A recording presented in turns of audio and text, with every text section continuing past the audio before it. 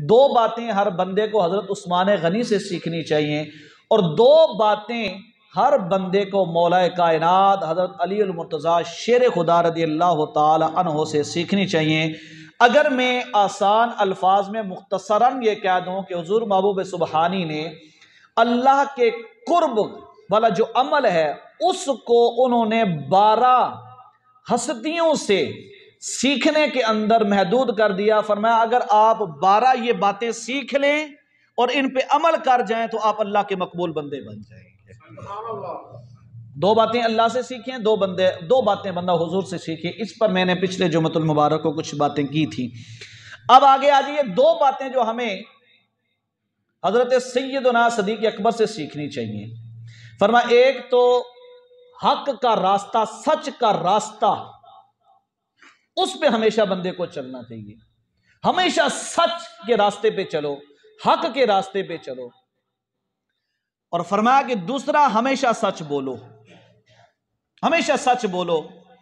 سچ بولنے میں اگرچہ تمہیں تکلیف ہو، تمہارا نقصان ہو، لیکن سچ بولو۔ یہ غلط سوچ ہے، ایک غلط اختراع ہے، یہ غلط ایجاد ہے کسی کی، کہ کسی کی جان بچانے کے لیے آپ جھوٹ بول جائیں گے۔ کیوں؟ حالانکہ حضور علیہ الصلوۃ والسلام کے فرمان کا مفہوم ہے کہ الصدق ینجی والکذب یہلک۔ سچ ہمیشہ بندے کو نجات دیتا ہے، جھوٹ ہمیشہ بندے کو تباہ و برباد کرتا ہے۔ ہاں ایک بات ضرور ہے کہ اگر آپ نے کسی کی جان بچانی ہے تو آپ نے واضح الفاظ میں اگر سچ بولنے سے کسی کی جان جا رہی ہو تو آپ نے کم از کم سچ بھی بولیں، اور اس انداز میں بولیں کہ اگلا جو ہے وہ آپ کی بات کو سمجھ بھی جائے اور اس کی جان بھی بچ جائے۔ اس کی میں ایک مثال دینے لگا ہوں۔ ہجرت والی رات ہے اور حضرت سیدنا صدیق اکبر رضی اللہ تعالی عنہ کی معیت میں کملی والے آقا ہیں، دونوں جا رہے ہیں، رات کی تاریکی ہے، راستے کے اندر ایک آدمی سے ملاقات ہو گئی۔ حضرت سیدنا صدیق اکبر رضی اللہ تعالی عنہ چونکہ کفار آپ کا پیچھا کر رہے تھے، حضرت سیدنا صدیق اکبر کو مخاطب کر کے اس آدمی نے پوچھا بھئی آپ کے ساتھ کون ہے؟ پوچھا بھئی آپ کون ہیں؟ فرمایا میں قریش قبیلے سے تعلق رکھتا ہوں اور میرا نام ابو بکر صدیق اکبر عبداللہ ابن قحافہ ہے۔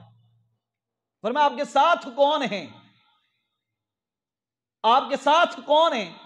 آپ نے فرمایا یہ میرے رہنما ہیں، یہ میرے رہبر ہیں، یہ میرے رہنما ہیں، یہ میرے رہبر ہیں۔ اب ڈائریکٹلی اگر وہ حضور علیہ الصلوۃ والسلام کا نام لے لیتے نا تو وہ آدمی ہو سکتا تھا کہ کفار کو جا کر کے پوچھتا جی محمد مصطفیٰ کو ہم ڈھونڈ رہے ہیں تو وہ تو اس شخص کے ساتھ ادھر جا رہے ہیں۔ کس انداز کے اندر انہوں نے حضور علیہ الصلوۃ والسلام کا نام بھی نہیں لیا اور سچ کا دامن بھی نہیں چھوڑا اور جھوٹ بھی نہیں بولا۔ فرمایا یہ میرے رہنما ہیں۔ تو اگر آپ کو کہیں پر بھی کسی بھی مقام پر اگر آپ کو کسی کی جان بچانی ہے تو جھوٹ نہ بولے، لیکن آپ اس کی جان بچانے کے لیے کوئی ایسا ہیلا اور راستہ اختیار کریں کہ آپ کی زبان سے سچ بھی نکل جائے، اس کی جان بھی بچ جائے، آپ بھی کامیاب ہو جائیں گے، وہ بھی بچ جائے گا۔ سنو، ہیلا جو ہوتا ہے نا، ہیلا، اس کی شریعت کے اندر اجازت موجود ہے کہ آپ کوئی کام ڈائریکٹلی کرتے ہیں تو آپ کو اس میں نقصان ہو سکتا ہے۔ میں نے ایک مثال دی تھی ایک دفعہ، بسا اوقات ایسا ہوتا ہے کہ بندہ ڈائریکٹلی جو ہے نا حکمت کے ساتھ کسی بھی کام کو ڈیل کرنا، یہ انسان کی دانشمندی ہوتی ہے اور ایک دانا انسان کی نشانی ہوتی ہے کہ حکمت کے ساتھ کسی کام کو آپ ڈیل کریں۔ ایک بادشاہ نے خواب دیکھا۔ خواب کیا دیکھتا ہے کہ اس کے سارے دانت جو ہیں نا وہ ٹوٹ رہے ہیں۔ تو اس نے صبح خوابوں کی تعبیر جاننے والے انسانوں کو بلایا تو پہلے سے پوچھا ہاں بھائی بتاؤ بھائی یہ میرے خواب کی کیا تعبیر ہے کہ میں نے رات کو اپنے دانت ٹوٹتے ہوئے دیکھا۔ اس نے فوراً کہا کہ بادشاہ سلامت، آپ کے رشتہ دار آپ کی آنکھوں کے سامنے مر جائیں گے، آپ کے رشتہ دار آپ کی آنکھوں کے سامنے مر جائیں گے۔ اس نے کہا بلایا جلاد کو، اس کو لگاؤ کوڑے۔ اب بادشاہ ہے، مرضی ہے اس کی، بات تو سچ ہے لیکن انداز۔ اس نے کہا اچھا کوڑے لگے نا، دوسرے کی باری ہے۔ اس نے کہا بھائی اس کو بلاؤ، ہاں یہ آپ بتاؤ۔ اس نے کہا بادشاہ سلامت، اللہ آپ کی عمر دراز فرمائے، آپ کی عمر آپ کے رشتہ داروں میں سب سے زیادہ ہوگی. آپ کی عمر آپ کے رشتہ داروں میں سب سے زیادہ ہوگی. ایک نے کہا آپ کے رشتہ دار سب سے آپ کے سامنے مر جائیں گے. وہی بات دوسرے نے حکمت کے انداز میں کہی کہ بادشاہ سلامت آپ کی عمر آپ کے رشتہ داروں میں سب سے زیادہ ہوگی. بادشاہ خوش ہو گیا, اس نے کہا اس انعام و اکرام سے نوازا جائے. حکمت پر مبنی گفتگو کرنا یہ دانشمند اور عقل مند کی نشانی ہوتی ہے. آپ کسی کی اصلاح کریں تو بڑے اچھے انداز کے اندر کریں. آپ کسی کو اوئے ایسے نہیں کرو یہ کام, میری مرضی کروں نہ کروں, تمہیں کیا تکلیف ہے اس سے. اب دوسرا آدمی کہتا ہے بھائی جان راستے کے اندر ایک آدمی گند بچھا رہا ہے, کوڑا کرکٹ پھینک رہا ہے, کوئی بھی کام کر رہا ہے, یہ کیا کر رہے ہو. کہتا ہے میری مرضی, تمہیں کیا تکلیف ہے اس سے. یہ بھی ایک انداز ہے منع کرنے کا کسی کو. دوسرا انداز کہتا ہے بھائی جان السلام علیکم جی, کیا حال ہے آپ کے. دیکھیں آپ یہ راستے کے اندر جو سرا کر رہے ہیں, آتے جاتے راستوں کو ٹھوکر لگے گی, کسی کی گاڑی کو نقصان پہنچے گا, آپ کو لگ سکنا. یہ بھی ایک انداز ہے, یہ بھی ایک انداز ہے کسی سے بات کرنے کا. لیکن انداز بدلا تو بات سمجھ میں آ گئی. تو حکمت پر مبنی گفتگو کرنا یہ انسان کی دانشمندی ہوتی ہے. جھوٹ نہیں بولیں, پر کسی کو بچانے کے لیے دانشمندی کا مظاہرہ ضرور کریں, حکمت پر مبنی گفتگو ضرور کریں. حضرت سیدنا صدیق اکبر نے کہا کہ اگر اے سیدنا صدیق اکبر کی بارگاہ کے اندر میں اور آپ عاجزانہ ہاتھ باندھ کر التجا کر رہے ہیں, آپ نے کیا کام کیا ہے کہ آپ اللہ کے رسول کے اتنے مقبول بن گئے ہیں, اللہ کی بارگاہ میں اللہ نے آپ کو اتنا مقام قبولیت عطا کیا ہے. تو فرمایا کہ میرے اگر بارگاہ سے آ کر سیکھنا چاہتے ہو تو دو باتیں سیکھنا ہو, ایک تو ہمیشہ سچ کے راستے پر چلتے رہو, دوسرا ہمیشہ سچ بولتے رہو. آپ سچ بولو گے رب آپ کو اپنا مقبول بندہ بنا لے گا. یہ دو باتیں بندے کو حضرت سیدنا صدیق اکبر سے سیکھنی چاہیے. اب آ جائیے حضرت عمر بن خطاب. اگر حضرت سیدنا صدیق اکبر سے کچھ اچھی باتیں مل سکتی ہیں تو بارگاہ فاروقیت میں بھی ہمیں کچھ اچھی باتیں مل سکتی ہیں. حضرت عمر بن خطاب رضی اللہ تعالیٰ عنہ کی بارگاہ میں چلتے ہیں, التجا کرتے ہیں کہ اے مراد رسول, دعائے رسول, خلیفۃ المسلمین, آپ کو یہ مرتبہ اور مقام کہاں سے ملا ہے, کیسے ملا ہے. تو بارگاہ فاروقیت سے آواز آتی ہے, اگر میری بارگاہ میں آ کر مجھ سے مرتبہ اور مقام کی بلندیاں پوچھتے ہو تو پھر میں تمہیں یہ بتاتا ہوں, ہمیشہ زندگی کے اندر اپنا ایک معمول بنا لو, ہمیشہ لوگوں کو بھلائی کا راستہ دکھاتے رہو, اور اگر کوئی برائی دیکھو تو لوگوں کو اس سے باز کرتے رہو, ہمیشہ اس سے باز کرتے رہو. میں ایک مثال دینے لگا ہوں. حضرت عمر بن خطاب رضی اللہ تعالیٰ عنہ کی زندگی کا یہ معمول رہا ہے, امر بالمعروف نہی عن المنکر, برائی سے روکنا, اچھائی کی دعوت دینا. شاید کہ اتر جائے تیرے دل میں میری بات, آپ کا کام ہے, ہمارا کام ہے اچھائی کی دعوت دینا. یہ ضروری نہیں ہے کہ میں اور آپ کسی کو بلا کر کہیں کہ بھئی آپ نماز پڑھو یا نیکی کا کام کرو, وہ اسی وقت وہ کرنا شروع کر دے گا. لیکن اگر وہ نہیں کرتا تو ہم اچھائی سے باز کیوں آ جائیں. ہمارا کام ہے دعوت دیتے رہنا. حضرت عمر بن خطاب رضی اللہ تعالیٰ عنہ کی زندگی کا یہ معمول رہا ہے کہ لوگوں کو اچھائی کی طرف بلاتے رہو, برائی سے روکتے رہو. حالانکہ آپ کا بڑا دبدبا تھا, روب تھا آپ کا. ایک آدمی آپ کے دور کے اندر ایک شراب کی بوتل اٹھا کر بغل میں لے کر جا رہا تھا. حضرت عمر بن خطاب کے دور کی بات ہے. آگے راستے میں اس نے حضرت عمر بن خطاب کو دیکھ لیا کہ وہ آ رہے ہیں. اب وہ ڈر گیا کہ اب تو جناب حضرت عمر بن خطاب کے ہاں لحاظ والی بات تو ہے نہیں, اب کیا ہوگا. وہ دل کے اندر گھبرانا شروع ہوا نا. تو غالب نے کہا تھا دل سے جو بات نکلتی ہے اثر رکھتی ہے, پر نہیں مگر طاقت پرواز رکھتی ہے. جس دن ہمارے اس دل سے اللہ کے لیے بارگاہ کے اندر کوئی التجا نکلی نا, دعا نکلی, یہاں سے جب نکلے گی نا, اس دن سیدھی وہ اللہ کی بارگاہ میں جائے گی اور قبول ہو جائے گی. ہم یہاں سے مانگتے ہیں زبان سے, اس حلق سے نیچے ہماری دعا تو جاتی ہی نہیں ہے. پھر ہم گلا کرتے ہیں میں نے اللہ سے یہ مانگا ہے اور ہمیں کچھ ملا ہی نہیں ہے. اس نے جب التجا کی کہ اب تو خیر نہیں ہے, اب کیا ہوگا, تو اس نے فوراً اللہ کی بارگاہ کے اندر التجا کی, مولا آج بچا لے عمر سے. یہ یاد رکھیں کہ ایک ذریعہ ہوتا ہے کہ ہم بندوں سے ڈرتے ہیں، اللہ سے نہیں ڈرتے. بندوں سے ہم ڈر جاتے ہیں، اللہ سے نہیں ڈرتے. اسے حضرت عمر بن خطاب کا ڈر لگ گیا. اب درہ پڑے گا، چونکہ وہ سامنے نظر آ رہا تھا اور اللہ کی لاٹھی کے بارے میں سنا کہ وہ بے آواز ہوتی ہے، نظر نہیں آتی ہے، پکڑ کہاں سے ہو رہی ہے ہم سمجھ بھی نہیں پاتی. لیکن اس نے کہا ان بطش ربک لشدید، اس کی پکڑ بڑی سخت ہے.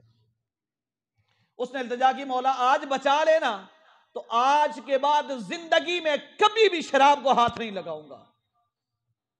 اب وہ یہاں سے نہیں نکل رہی تھی کیونکہ سامنے حضرت عمر بن خطاب کے ہاتھ کا وہ درہ نظر آ رہا تھا، اور حضرت عمر بن خطاب جیسا شخص نظر آ رہا تھا، رعب اور دبدبے والا، جس کے بارے میں میرے اور آپ کے کریم آقا نے فرمایا کہ جس راستے سے عمر گزرتا ہے شیطان راستہ چھوڑ کے بھاگ جاتا ہے.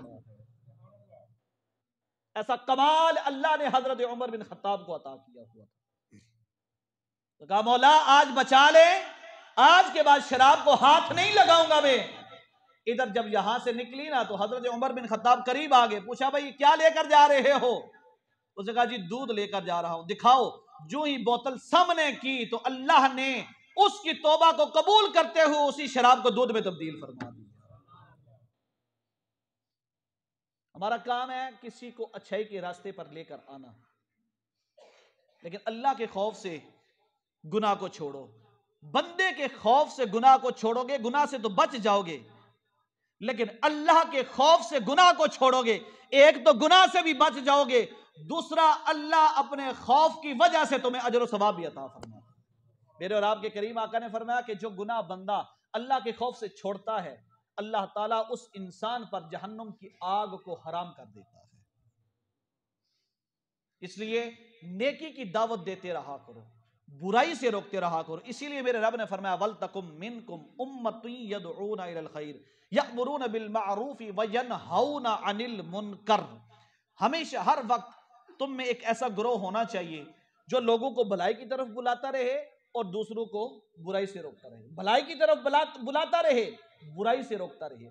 لیکن یہ بھی یاد رکھیں، میں نے پہلے جو کہا کہ کسی انسان کو برائی سے روکنے کے لیے ذرا انداز بھی اچھا ہونا چاہیے، مدبرانہ انداز کے اندر، پیار والے انداز کے اندر. لیکن بسا اوقات پیار کی جگہ سختی کا مظاہرہ بھی کرنا پڑتا ہے، لیکن ہر جگہ نہیں.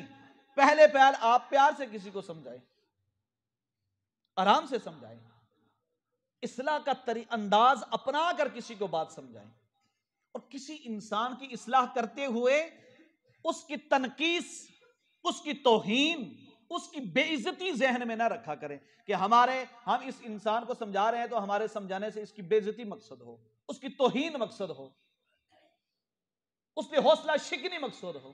نہیں، حوصلہ شکنی کرنا کسی انسان کو یہ زیب نہیں دیتا ہے کہ ہم انسان ہو کر کسی انسان کی حوصلہ شکنی کریں. ہمارا رب اگر ہماری حوصلہ شکنی نہیں کرتا ہے تو ہم بندے ہو کر کسی کی حوصلہ شکنی کیسے کر لیتے ہیں؟ ہمارا رب ہماری نافرمانیوں کے باوجود کتنا پیار کرتا ہے ہم سے، وہ کتنا مہربان ہے ہم پہ، کتنا کرم کرتا ہے. ہم بندے ہو کر بندوں کے گناہوں کو کس طرح اچھالتے ہیں سریعام. پیار کریں انسانوں سے، وہ رب ہے، کریم ہے. یہ بات آپ نے کئی دفعہ سنی ہے، مثال کے لیے سمجھانے لگا ہوں کہ تاجدار انبیاء علیہ السلام کے زمانے کی بات ہے. آپ علیہ السلام نے فرمایا کہ بنی اسرائیل کے زمانے میں ایک فاحشہ عورت تھی، بازاری عورت تھی، فاحشہ عورت تھی، گناہ کیا کرتی تھی. وہ ایک دفعہ جا رہی تھی تو گرمی کی شدت کی وجہ سے کتیا پیاس میں تڑپ کر اپنی زبان باہر نکال کر بیٹھی ہوئی تھی. اسے پیاس کی شدت نے اتنا تڑپایا کہ زبان باہر آ گئی. اسے اس کتیا پہ ترس آ گیا. اس کی پیاس دیکھی نا جب تو اس کی شدت کو محسوس کیا تو اس نے کیا کیا کہ پاس چشمہ تھا یا کنواں تھا، اپنے جوتے یا موزے کے اندر اس نے پانی نکال کر اس کتیا کو پلایا جس نے ساری زندگی اللہ کی نافرمانی کی ہو، برائی والا راستہ اپنایا ہو، لوگوں کو برائی کی طرف لے کر جاتی ہو. ایک اللہ کی مخلوق میں، حالانکہ نجس ہے کتا، ناپاک ہے کتا، لیکن اس کے ساتھ پیار کی وجہ سے، اس کے ساتھ ہمدردی کی وجہ سے، اس کی ضرورت محتاجی کو پورا کرنے کے لیے اس نے ایک عمل اختیار کیا. کہ اس کو پانی پلا دیا۔ اللہ رب العالمین کو اس کی یہ ادا اتنی پسند آئی کہ اللہ رب العالمین نے فرمایا فرشتوں اس کی زندگی کے سارے گناہوں کو معاف فرما دو، ایک عمل کی وجہ سے اسے جنت عطا کر دو۔ وہ مالک ہے، اتنا مہربان ہے۔ تو ہم کسی کی اصلاح کریں کسی کی، لیکن کسی کی اصلاح کرتے ہوئے اس کی توہین کو مد نظر نہ رکھیں، اس کی تنقیص اپنے ذہن میں نہ رکھیں، نہ کسی کی توہین کریں، نہ کسی کی بے عزتی کریں۔ پیار سے کسی کی اصلاح کرنی ہے تو کریں، یہ ہمارا فریضوں میں شامل ہے۔ ہمارے جو اوپر اللہ رب العالمین نے فرائض نازل کیے ہیں، جو ہمارے اوپر احکام ہیں، ان میں سے ایک فرض یہ بھی ہے کہ ہم کسی انسان کو اچھائی کی دعوت دیں اور اس کو برائی سے روکیں۔ لیکن کسی کی کہیں پہ بھی کسی بھی مقام پر کسی کی توہین اور تنقیص کا کہیں پہ بھی اشارہ تن بھی ہمیں درس نہیں ملتا ہے، نہ تو اللہ کی بارگاہ سے، نہ رسول اللہ کی بارگاہ سے، نہ صحابہ کرام کی بارگاہ سے کسی انسان کی توہین کا درس کہیں سے بھی ہمیں نہیں ملتا ہے۔ جو بندہ دنیا کے ساتھ پیار کرتا ہے، اللہ کی مخلوق سے پیار کرتا ہے، اللہ مخلوق کے ساتھ پیار کرنے کی وجہ سے اللہ تعالیٰ اس کو اپنا پیارے بندوں میں شامل فرما لیتا ہے۔